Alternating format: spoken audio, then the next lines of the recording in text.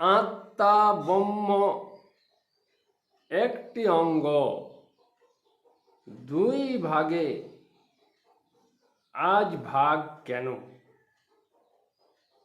উপলব্ধি পক্ষান্তরে ভক্ত সেজে বিভক্ত করে নিজের আস্থা অপরে থোপে, নিজে শূন্য অপরে গুণ্য, আত্মা নিজে ব্রহ্ম দূরে।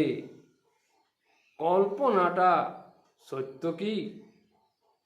অসত্যকে সত্য মিথ্যারূপে রূপ দিয়ে আত্মা ব্রহ্ম যোগ ভাষাটি একই মানে গণ্য হয়।